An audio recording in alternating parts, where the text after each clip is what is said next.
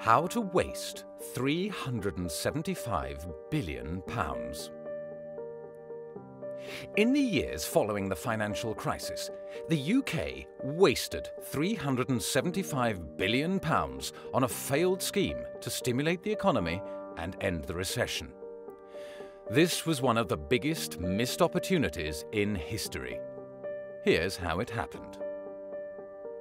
In 2009, the government wanted to get more money into the economy to start a recovery. Now, there are two ways to get more money into the economy. The usual way is to get banks to make more loans. Every loan a bank makes creates brand new money. So when people borrow more money is created. But there was just one problem. In 2009, banks weren't lending. They were terrified that their existing loans wouldn't be repaid, so they weren't willing to make new ones. So, if banks aren't creating enough money, the Bank of England can step in to create money instead. As Mervyn King, then Governor of the Bank of England, explained, "A damaged banking system means that today banks aren't creating enough money. We have to do it for them."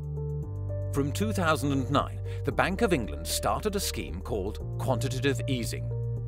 They electronically created £375 billion of new money to stimulate the economy. That's nearly £6,000 for every man, woman and child in the UK. But instead of giving this money to the government or even to ordinary people, the Bank of England put this £375 billion straight into the financial markets. By flooding the markets with newly created money, it pushed up share prices by 20%. The big idea was that people who owned shares would feel wealthier and would then go out into the economy and spend more. The money would trickle down, and eventually everyone would end up better off. But most people don't own many shares. In fact, 40% of the stock market is owned by just the wealthiest 5% of the population.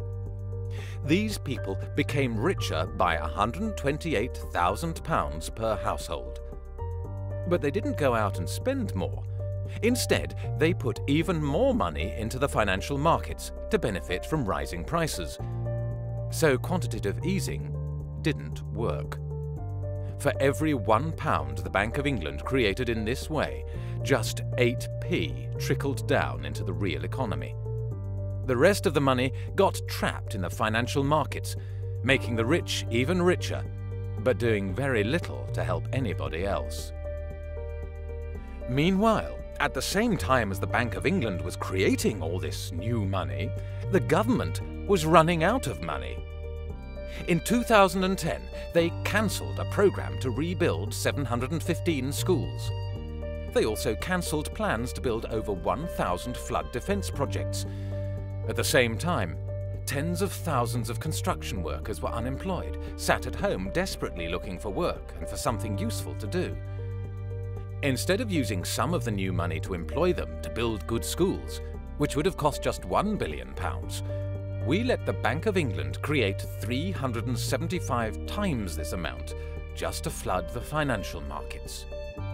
So why does the government cancel essential projects because there's no money, even though the Bank of England was able to create more new money than the entire government spends in 6 months?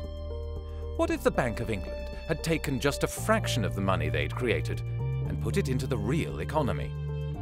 This is an idea that we call sovereign money.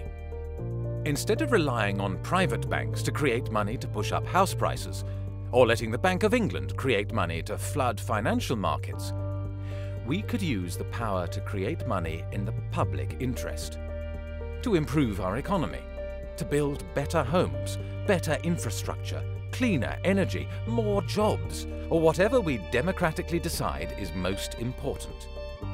If the Bank of England had taken just £10 billion, less than 3% of what they actually created, and given it to the government to spend into the economy, the recession would have been over much sooner, and hundreds of thousands of people could have been saved from years of unemployment.